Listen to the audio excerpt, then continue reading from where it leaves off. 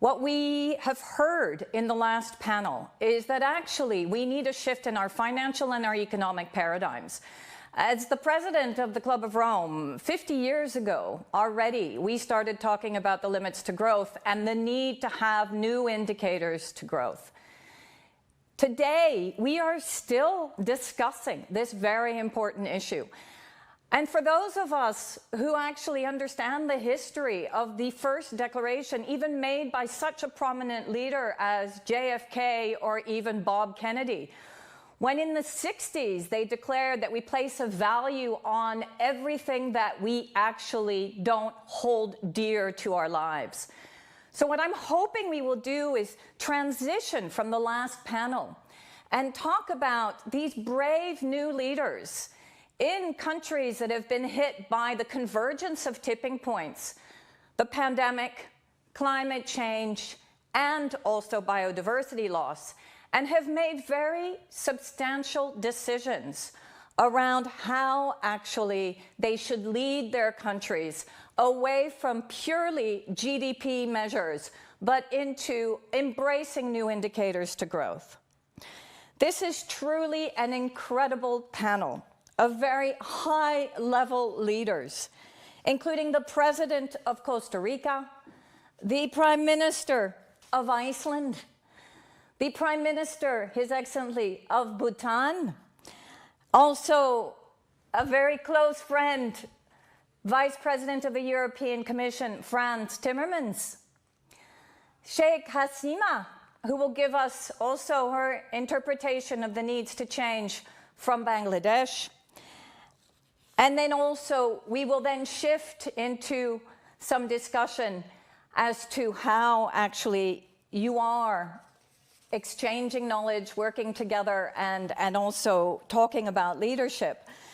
I want to start maybe with our President of Costa Rica, President Alvarado Quesada of Costa Rica. Welcome to this incredible panel. And I don't know if you were able to hear some of the exchange with regard to the previous panel on economics, but it is clear that if we could maybe, all of us, think of a new world, maybe we could shift from a G7 or a G20 into a well-being 7 or a well-being 20. And because of your incredible role in the High Ambition Commission in terms of both climate, but also biodiversity, and your discussions also in terms of well-being economic indicators, it would be very interesting to hear what your thoughts about drawing the links between these new economic models and what you are seeing in Costa Rica. Welcome. Thank you, Sandrine, and Excellencies and dear friends. For me, it's a pleasure and an honor to have the possibility to address you all in this opportunity. I think we have great challenges. On the one hand, you mentioned positive things about development scene, well-being, and in policies in that direction.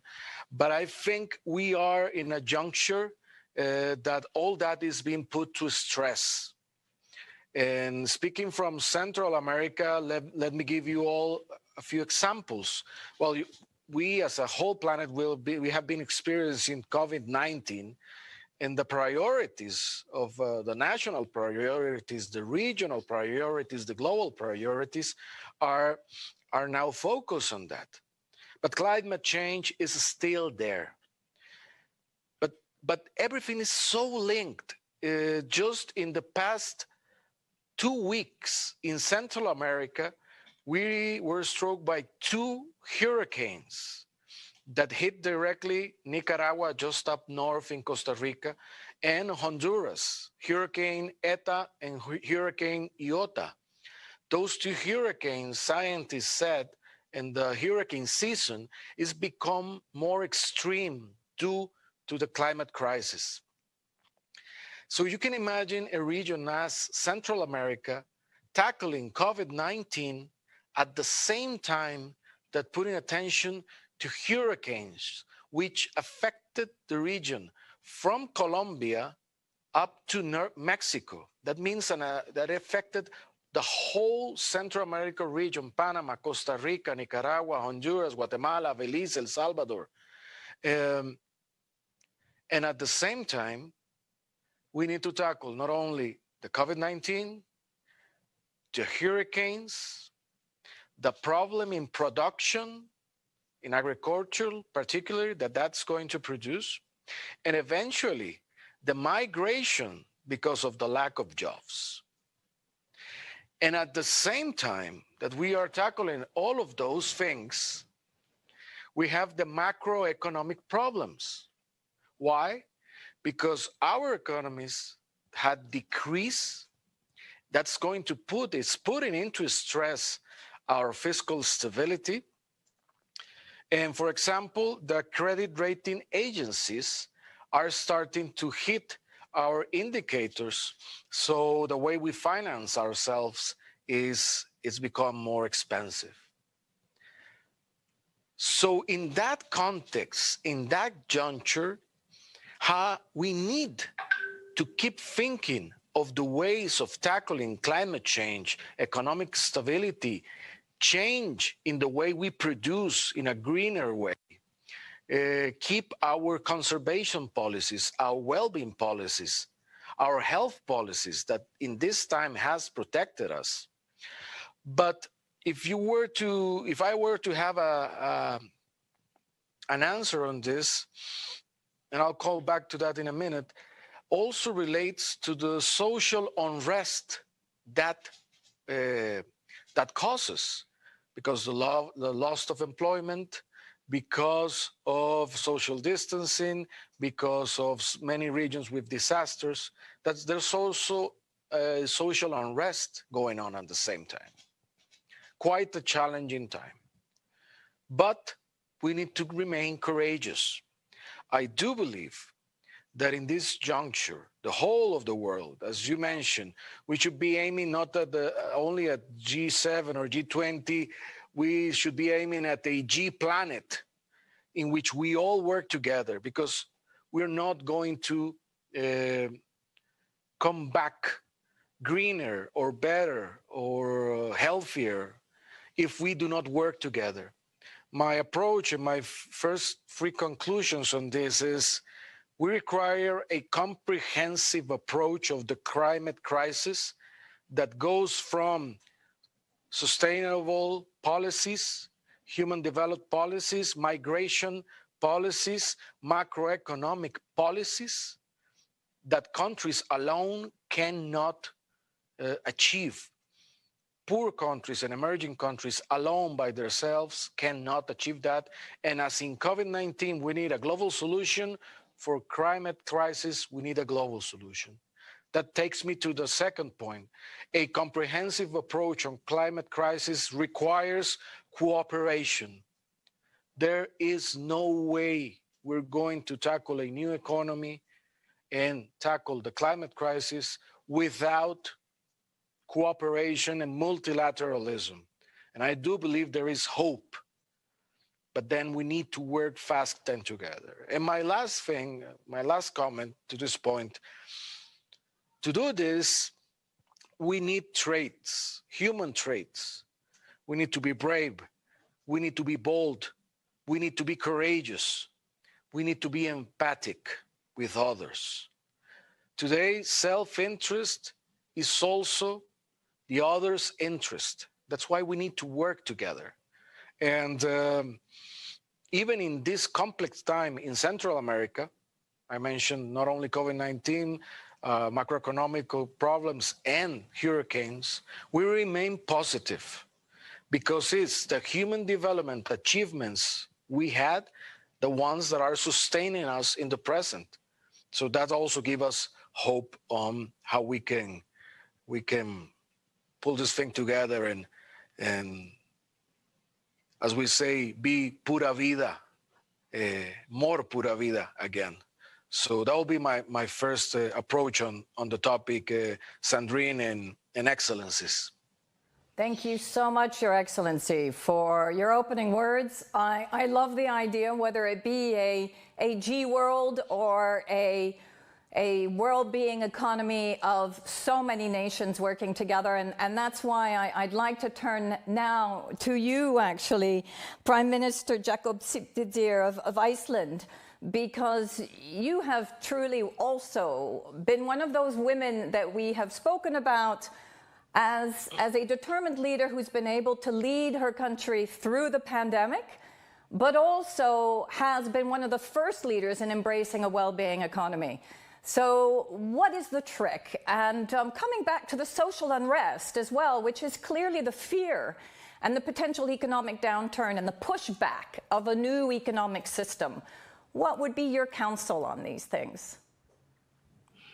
Well, thank you, Sandrine, and it's my honor to participate here with all those distinguished people. And first, I would like to thank the Club of Rome for organizing this event and congratulate them on their latest policy brief on well-being economics. And I think actually this pandemic is really opening the eyes of more and more people to the importance of well-being economics, because we see that the world is in trouble. My friend, the president of Costa Rica, mentioned the consequences of the climate crisis, but also the consequences of the pandemic. And we are all faced with the urgency of the state of the world today. So, and I think it's really important, in spite of the urgency of the pandemic, that we are also aware of that this is no time for complacency when it comes to the climate crisis. We need to do everything we can to accelerate our country's transformation into low emission economies, and our economic recovery must really build on a green transformation. And to achieve this, we must adapt our political systems to respond to those challenges. The COVID-19 also demonstrates really the disruption a crisis can create in a very interdependent global economy, and the need for governments to make resilience a core objective. And I don't think anyone realized that what started really as a local public health emergency has become the biggest global challenge really for governments since World War II. So it's really showing us the interdependence of the world. But difficult times can help us to have a clearer vision of how we want to see the future. And the journey we in Iceland started on almost 2 years ago, called WeGo, or the Wellbeing Economy Governments, with Scotland and New Zealand, has changed significantly. Not only has the pandemic put the world as a whole in a crisis mode, but I think the relevance of well-being has become more important than ever. And also the importance of having a holistic vision of economic, social, and environmental progress, because a society cannot function if its citizens are not well. I think also the UN Sustainable Development Goals have been extremely important guiding light. They have reshaped the way we think about going beyond GDP to assess the status and progress of societies, because the goals really prioritize well-being issues. And Iceland has supported the SDGs from the very beginning. And we hope that with Scotland, New Zealand, recently Wales and Finland as well, that we, those smaller nations within the well-being economy governments, can actually help to form new economic thinking for the 21st century.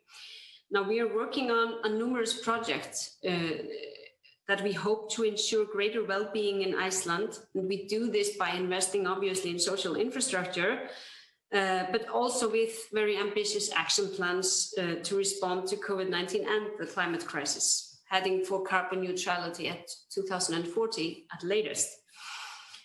And it's so important because of what we're talking about here, the relationship between the economy, the social structures, and the environment, that we reshape the way we measure things. Therefore, we have actually introduced 39 well-being indicators where we measure the progress when it comes to environment, societal issues, and economy. But we have also put forward 6 main priorities to increase well-being. One of those priorities, for example, is to improve mental health. And another priority is actually aiming for carbon neutrality. So I think actually the greatest threat we are faced with today, as was mentioned here earlier, are the consequences of climate change. The target of carbon neutrality must be pursued through wide-reaching actions. And here in Iceland, we have laid down an action plan to reach those ambitious goals. We are increasing the use of renewable energy, implementing an energy shift in automobiles, harbors, fishing vessels, implementing the circular economy, introducing green investments, increasing carbon offsetting in agriculture, putting in place new watt exemptions for the import and sale of electric, hydrogen and hybrid vehicles. And actually our emission profile is in many ways unusual because nearly all our heating and electricity generation is provided for by renewables, hydro and geothermal energy. We also have a very big opportunity for carbon uptake from the atmosphere by afforestation and revegetation, and a chance to curb emissions from soils by reclaiming drained wetlands. And the biggest sources of emissions today, which are industrial processes, road transport, agriculture, fisheries, and waste management, we are really tackling all those sectors and how we can reduce emissions. And I think the situation the world finds itself in today with the COVID-19 pandemic shows us the importance that we use that crisis to accelerate that green transmission, that the investments we are making now will actually serve the purpose of reducing emissions. It is, however, an uncharted territory, and it is difficult for the leaders of the world really to go through an uncharted territory and admit that we really don't have all the answers when it comes both to the climate crisis and the pandemic. But what these two crises have in common is that they are really showing us that political leaders must listen to science and positive evidence and build their policies on evidence and science. And I think that's really one of the key lessons that we can derive from the pandemic. Thank you. Thank you so much, Prime Minister, and again for your leadership, but also starting to set the stage as to what those new indicators could look like specifically, and then how, and we'll come back to this, I would love to unpack with you some of the tensions that we've heard again from the President and now moving on to the Prime Minister of Bhutan. You know, we often hear that, okay, this can happen in small countries, but cannot be replicated in larger countries. We heard from Jyoti Ghosh also in the economic session that actually everyone needs to have one indicator, that if we complicate things too much with too many indicators, it will be too difficult for countries to actually follow and to be able to lead both through policy but also through markets and economic mechanisms. So I'm going to turn to you actually, Prime Minister Tshering of Bhutan. Your Excellency, you have led us down the pathway of the happiness index. And unfortunately, not many countries can boast an increase in happiness, except for actually many who are in the Scandinavian countries. But Bhutan has done an amazing job of trying to ensure that the primary value that it measures is happiness. How have you done that, and what for you are your learning points, both from that journey, but also now through, obviously, the pandemic, and as you look at this convergence of tipping points with our environmental crises as well? All right, all the excellencies and distinguished participants here. At the very outset, I have the pleasure of conveying the warm greetings of my king and people of Bhutan, which everyone will call it as a land of gross national happiness. And this evening with me, I have the Secretary of National Commission for Environment, who is also the current chairman of LDC group of countries, and all other relevant officials from relevant agencies. Yes, I fully agree with you that what is done in smaller countries, smaller setups cannot be replicated in bigger setups, which is quite obvious. But we must also know that all of us can do what we can do and what we have to do for ourselves, our communities, and our countries. For us, when it comes to climate change and climate change related talks, I always draw inspiration from our leadership. In Bhutan, when we say leadership, we always mean our His Majesty the Kings, which many people in Bhutan, of course, and around the world would have by now realized that there had been climate champions, actually. We have it clearly written in our constitution that Bhutan must have at least 60% forest coverage at all times to come. And currently, we have more than 72% of our country under forest coverage. And then more than 55% of that actually is further protected as national parks, which are well designed and well connected with biological corridors. And our constitution, which again is written personally by our king and very close to His Majesty's heart, clearly says that we must maintain intergenerational equity when it comes to tapping wealth from our natural resources. So in these modern days, when every leader or every country is talking about nationally determined contribution, I thought we have a small nationally determined contribution to offer to the world, which is clearly written in our constitution. And then further down, as we all know that Bhutan actually emits little less than 1/3 of greenhouse gas that we can, from the total that we can actually absorb. That's why we are labeled as carbon negative. But again, we don't mean to remain complacent. We are aware that if we do not act now, we can lose this advantage. So we have identified that the major emitters in our country is actually from the transport section, the fossil fuel-driven transport section. So my government has started an initiative to actually convert all, in very near future, to convert all fossil fuel-driven cars to electric vehicles, including all public transport system, including the taxis, the mass transportation with public buses, and even to introduce electric train system in our country. And as most of you might know, that almost 95% of our energy required is also met by hydropower, which is again renewable. But we know that hydropower is heavily climate dependent. So therefore, we have, I would say, timely decided to re-explore into other forms of renewable energy, mainly in terms of solar and wind energies. My government has started a decent project in solar energy, which is little less than $1 million to $100 million, which in the global context may not mean much, but for a small economy, it means a lot, and we are confident that that is a good start. So when we talk about climate change, when we talk about COVID-19, myself being a practicing surgeon or a physician, I can very clearly correlate to what is happening with our Mother Earth, with the patients that I see on daily basis.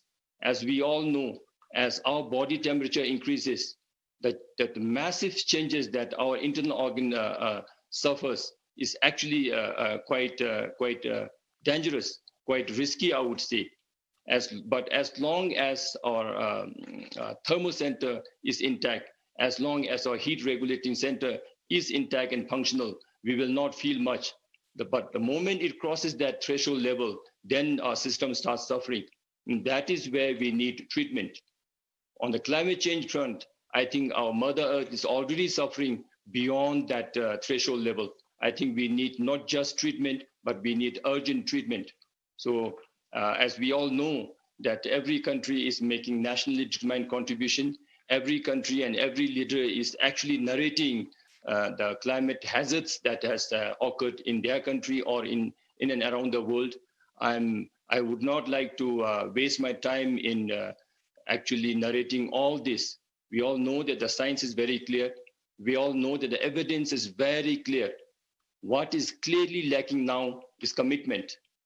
When I say commitment, I think commitment from the leaders, commitment from people who have the authority to make necessary plans and implement them. I think we have done enough talking. And as we waste our time with all these talks, I think we are losing more time, and our Mother Earth actually is on its way to the ICU. So if you want to stop that, we must start acting. To bring it back to your context, when we say act, I wouldn't like to say we need to link the whole world.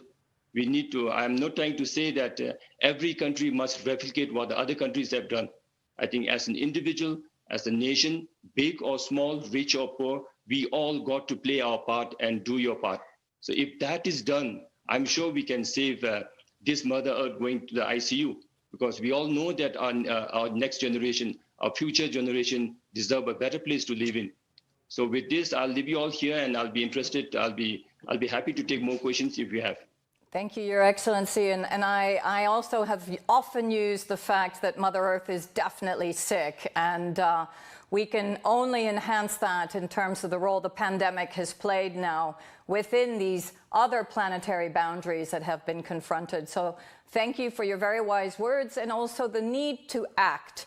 So I'm going to ask, actually, Prime Minister Hasina of Bangladesh has sent us a video. And unfortunately, she cannot be with us because it's very late where she is, or very early in the morning, I should say. But let's hear what she is trying to share with us. Bangladesh clearly being one of the most vulnerable countries who, however, through her leadership, have signed up to the Nature Pledge and also worked with the High Ambition Coalition and other countries to truly try to find solutions to both the climate crisis and the biodiversity crisis. Heads of state and government, ladies and gentlemen, Assalamu alaikum and good evening to you all. This year, Bangladesh faced recurrent flooding along with 2 cyclones that damaged crops and habitats and affected people's livelihood amid COVID-19 pandemic. All these were happening due to global warming, which is altering the nature. The global temperature has already risen almost 1 degree centigrade above the pre-industrial level. According to the Paris Climate Accord, we should not allow the global temperature to rise above 1.5 degree centigrade. However, as per the current prediction, the temperature could even rise by more than 4.5 degrees Celsius by the end of this century, making the Earth completely not fit to live if immediate remedial actions are not taken. Ladies and gentlemen, though the climate change is a stark reality for all, it is more evident for the climate vulnerable countries like Bangladesh. Further increase of sea level, even for half a meter, could threaten the very survival of many climate vulnerable countries. Considering global high risks, our national parliament declared a planetary emergency and called upon the world to work on a war footing to stop climate change. We expect the same approach from the rest of the global leadership. Dear friends, we have been honored to be chosen for the second time to lead the 48-member Climate Vulnerable Forum. Last month, on behalf of CVF, I have launched Midnight Survival Deadline for the Climate initiative to urge every leader of every nation to enhance their NDCs by the midnight of 31st December 2020.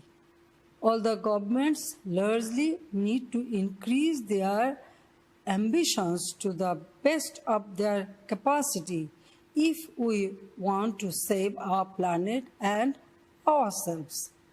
The bottom 100 countries account for just 3.5% of the global emission, whereas the G20 countries are responsible for 3/4.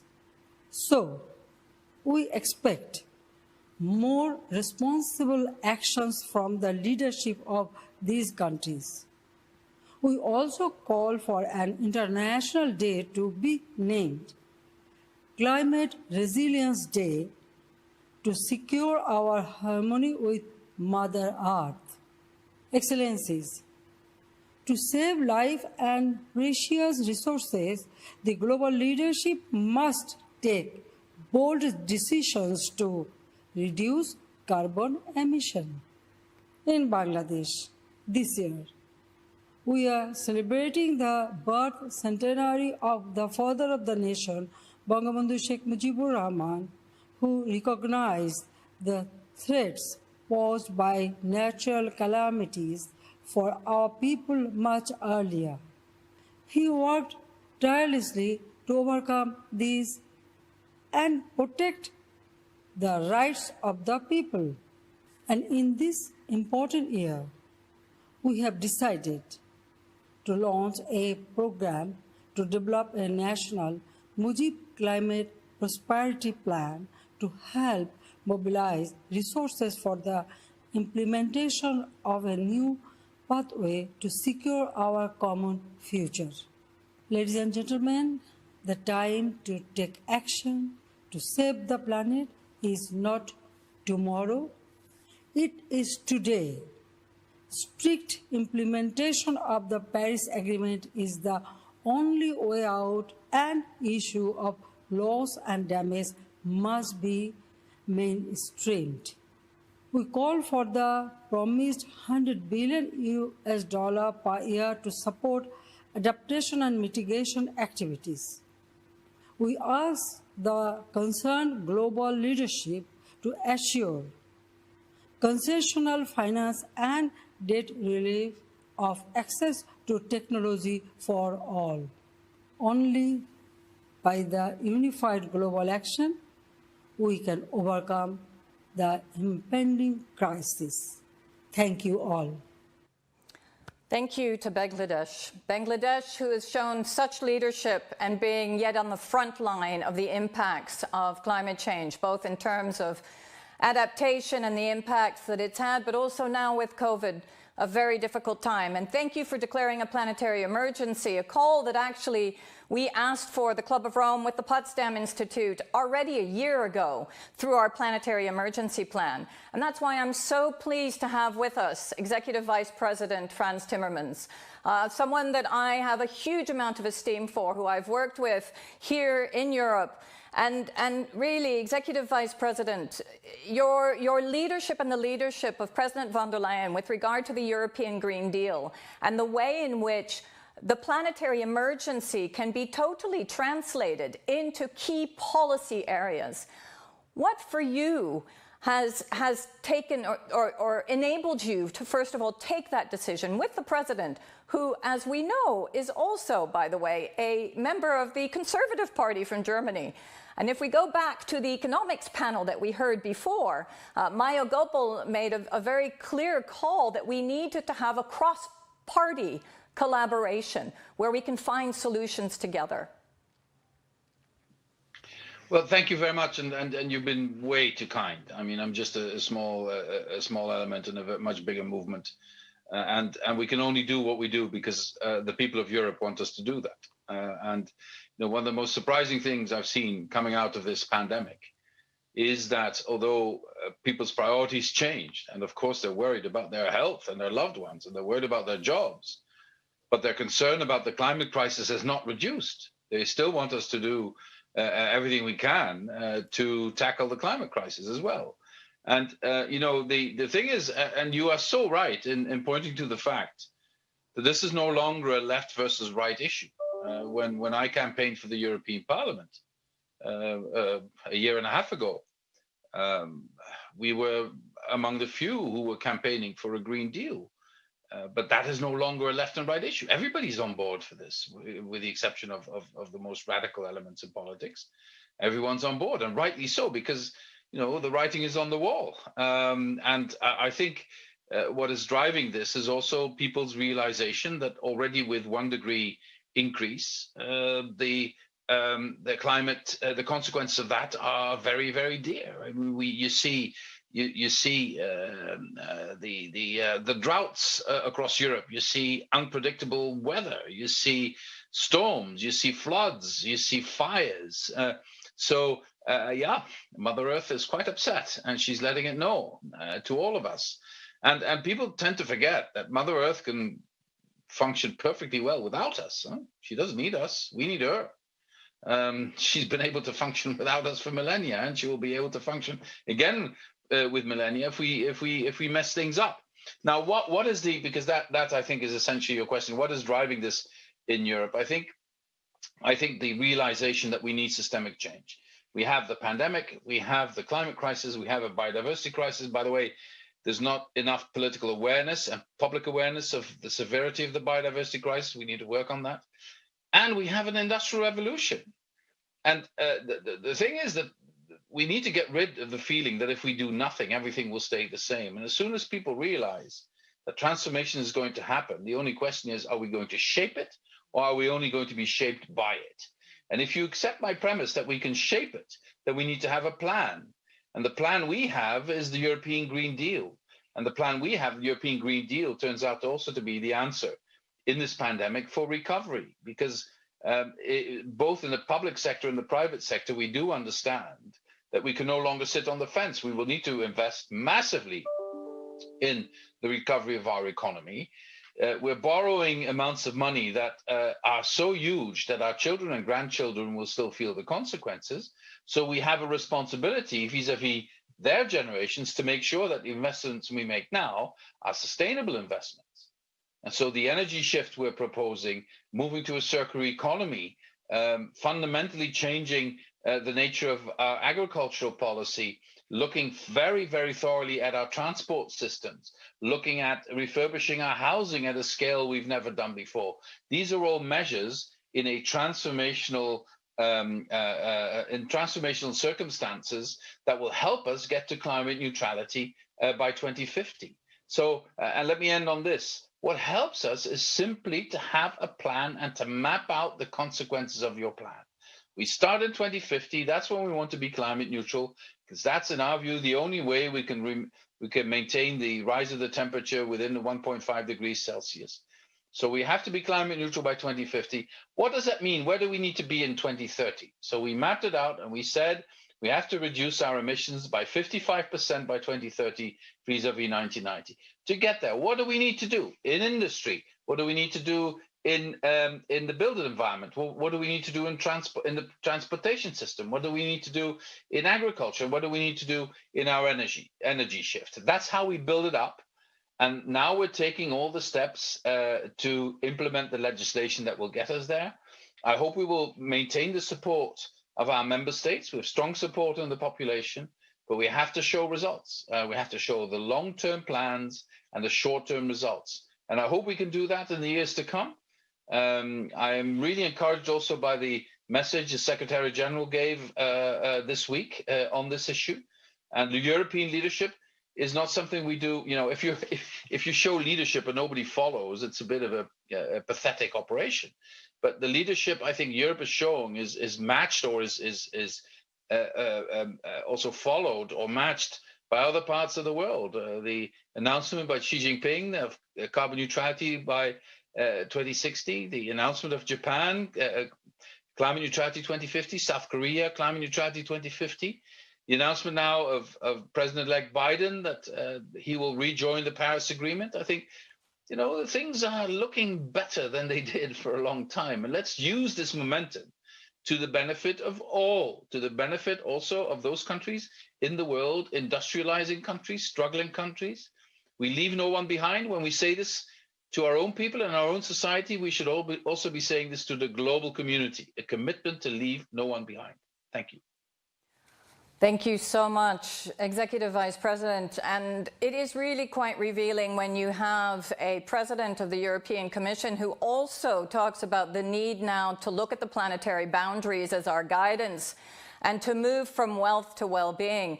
So we're almost finished here, but I'm so inspired by what each of you have indicated and also really the transition that we're seeing in many countries. What would be your advice to other countries who really are starting to think about maybe shifting, but finding it difficult, both in this economic situation that we have post-COVID, and we're still in COVID, but also that might not see the benefits, both from a social and environmental perspective. So what for you would be key priorities to accelerate the transition? And maybe I'll start with you, President, from the Costa Rican perspective. What would be yours? And very quick thoughts, so a lightning rod.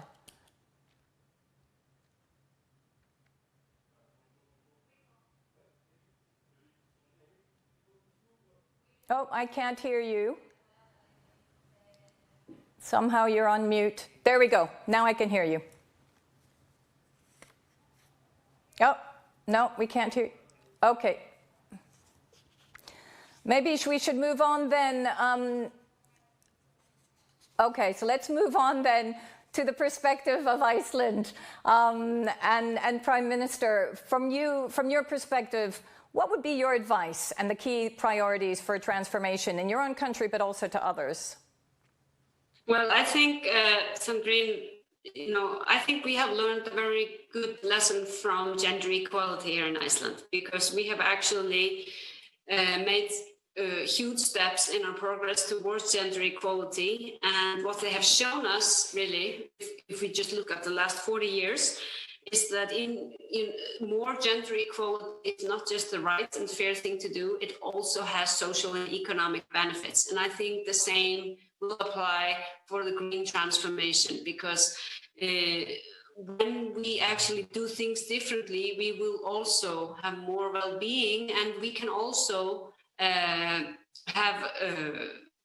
see great things happen to our economies, because I believe that there are opportunities in this green transformation. Yes, we will have a different kind of consumption, but we will still have consumption, and it will be done differently. But I think that we will actually learn to appreciate the value of things differently with this new green ideology. So I think if we take the lessons learned from gender equality here in Iceland, we can see a very positive effect on our economy, increased equality in labor participation of both men and women, actually creating more growth, also creating a better society, happier people, but not least, it's the right thing to do. And I think the same can be said about climate.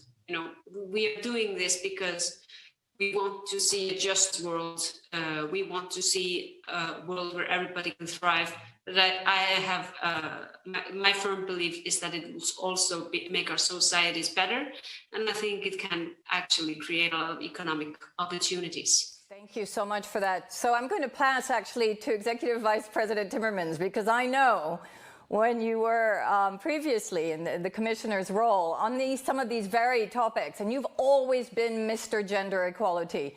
But it would be good to hear your perspective as well from the European Commission's work, and how you would also, what would be your message now to the Biden team, for example?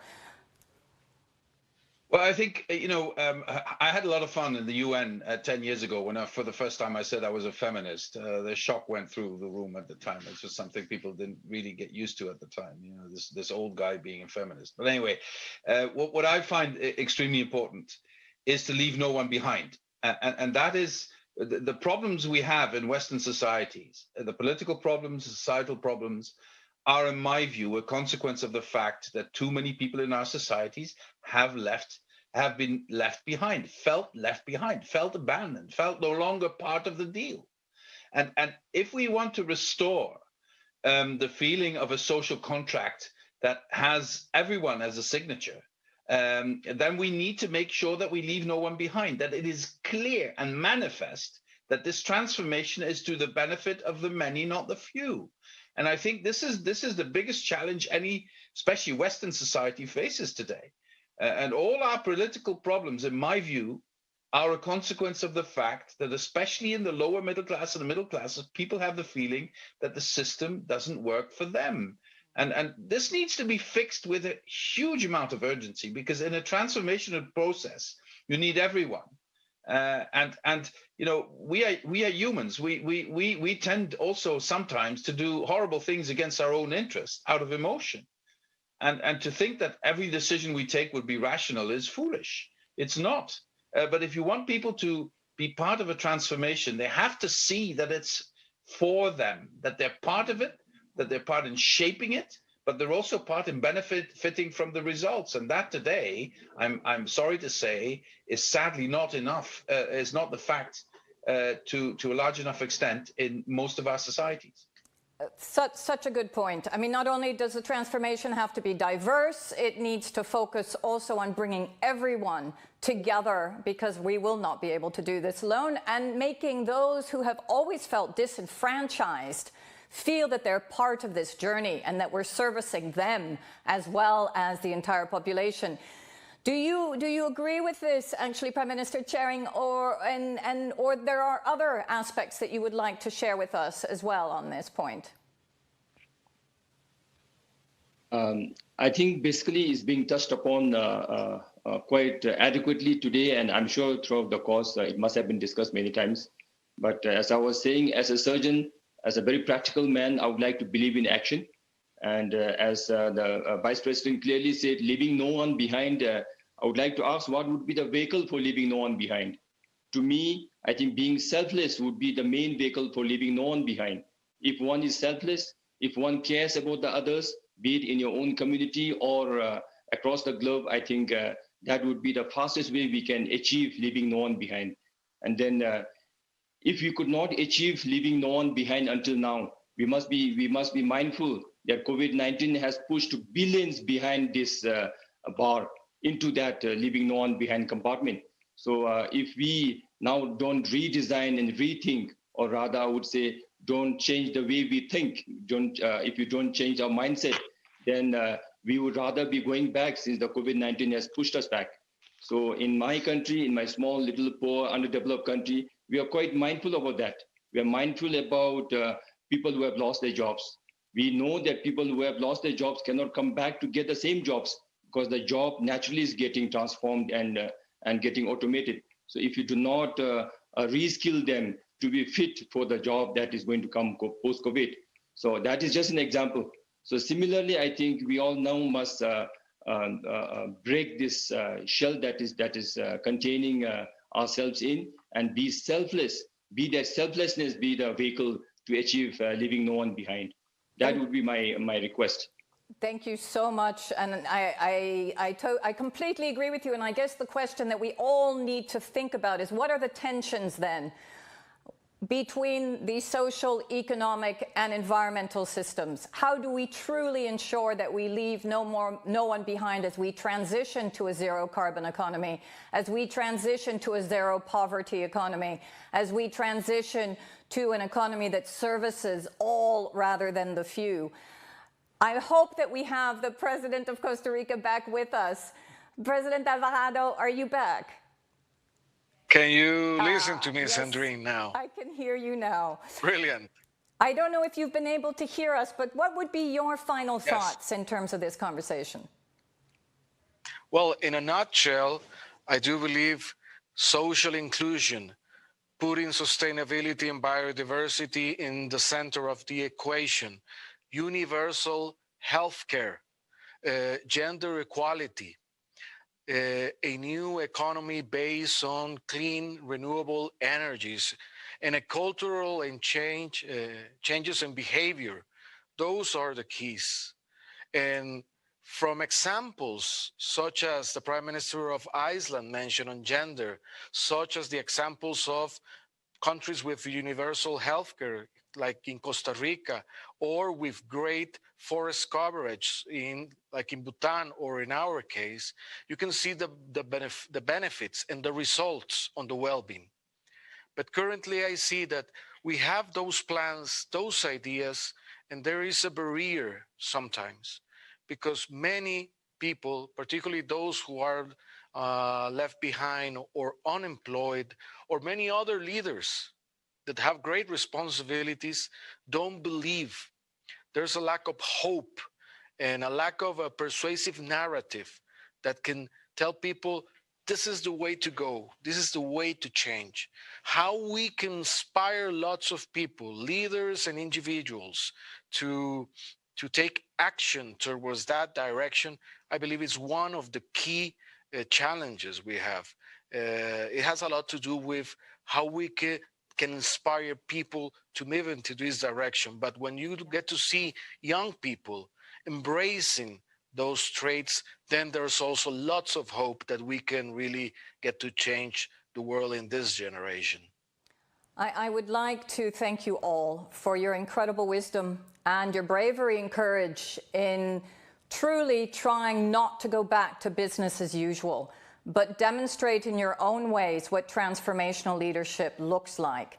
And if we can couple your incredible examples with also the paradigm shift that many economists, many young people are actually calling for, what Sharon Burrows is even indicating many of the trade unions are ready for. If we can bring all of that together, as we move out of these dialogues into the action, as was so clearly indicated by Prime Minister Tshering, we cannot continue to just talk.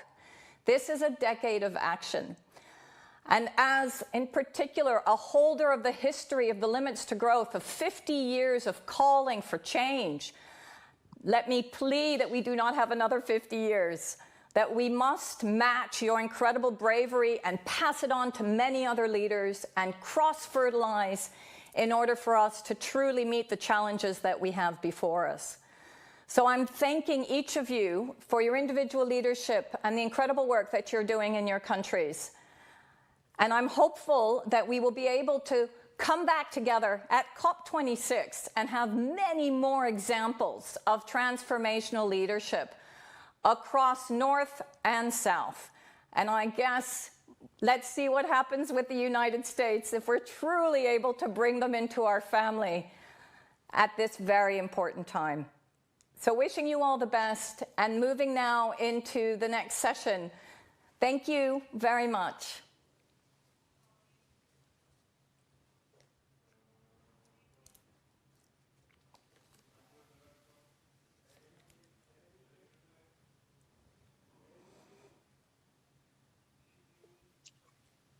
Here I am. Thank you, Sandrine, and thank you to the panel for a fantastic conversation. I second everything you just said. Really appreciate the leadership that we've just witnessed. And now the bridge from here to Glasgow. Unfortunately, the First Minister of Scotland was not able to join us for this event because of the escalating health situation in Scotland, a testament to the convergence of tipping points that we've been speaking about today. But we're honoured that Rosanna Cunningham, Cabinet Secretary for the Environment, was able to record a contribution for us to tell us more about Scotland's work on well-being economics, as well as its priorities for COP26 in Glasgow. After that, we'll take a couple of minutes break and we'll be back with you on the half hour for our next session. Thank you. This week, of course, should have been the time when COP26 delegates in Glasgow were drawing to a close one of the most successful, ambitious summits we've had. Instead, we're dealing with a global pandemic and the biggest economic crisis any of us have experienced. Now, more than ever, it is important that governments work together to build a more equal, greener and fair society for all of our citizens. Scotland was one of the first countries to declare a climate emergency, and we have passed ambitious legislation that commits us to net zero emissions of all greenhouse gases by 2045 at the latest. Through our 2019 Climate Change Act, we have also enshrined in law our commitment to a just transition to net zero, one in which well-being, fair work and social justice are prioritised and no one is left behind. In September, the Scottish Government published its programme for government, putting our net zero ambitions at the heart of our action on jobs, skills, procurement, finance and investment. And in December, we will publish our Climate Change Plan update, which will set out our pathway to 2032, outline key linkages to other important issues such as how to tackle biodiversity loss, and in response to the events of this year, set out our plans for a green recovery from COVID-19. Indeed, as we emerge from the current health and economic crises, we have a chance to build a greener, fairer and more equal society and economy with our net zero ambition at its heart. Our recovery will drive a just transition to net zero, including by creating green jobs and supporting people to reskill into these jobs and nurturing innovation and sustainable economic growth. This is an approach that is of fundamental importance to the future well-being of both our people and the planet. We know the action needed to reach net zero will transform all sectors of the world's economy and society. This is especially true as the pace of transition increases. In this vein, Scotland's COP26 themes of just transition and people reflect the need for the conference to not only result in greater climate action and ambition, but to have a fair and just approach at the forefront of global collective action that delivers for people and communities around the world. The importance of focusing our action on our people is also at the heart of our work on well-being economy. As the First Minister of Scotland set out in her TED Talk, in Scotland, we aim to promote the happiness of those who live here rather than only prioritise the level of our GDP. GDP has too often come to be used as the primary measure by which governments judge a nation's success. In the midst of the COVID-19 pandemic and mounting evidence of the global climate crisis, the limitations of GDP are becoming increasingly apparent. GDP measures the wealth of a nation, but it says nothing about how that wealth is distributed. It does not provide an accurate reflection of the subjective well-being of our citizens, and activities which boost GDP in the short term can make the planet uninhabitable in the longer term. By putting well-being at the heart of what we are doing, we can increase the chances that major technological and economic changes bring benefits to the greatest number of people across the whole of society. It makes sense for the Scottish Government to work with other like-minded governments to tackle these challenges together. That's why Scotland, Iceland, New Zealand and Wales have come together as part of the Wellbeing Economy Governance Group. The group seeks to promote the principles of a wellbeing economy. It brings governments together to discuss the challenges we face and how those challenges can be considered through a wellbeing lens. This year, WeGo governments have met, virtually of course, along with colleagues in Finland and Canada, to share experiences of the pandemic and to discuss ideas on how a well-being economy approach can help guide response to COVID-19 and economic recovery. Now, I started by referencing COP26. The rescheduled COP must support global efforts to deliver a transition to a net zero well-being economy in a way that is fair and just. And this is going to be a core objective for COP26. So Scotland will push for greater global ambition on climate by demonstrating Scotland's leadership and working with our partners to learn where we can do more, collaborate with partners to ensure a commitment to a just and fair transition to net zero both here and globally, and ensure an inclusive and open process where everyone is engaged and represented. We've just under a year until COP26, a year to build momentum, to show commitment and to take action. As leaders, we must ensure we capitalise on this opportunity to leave the world in a better place for future generations. Thank you.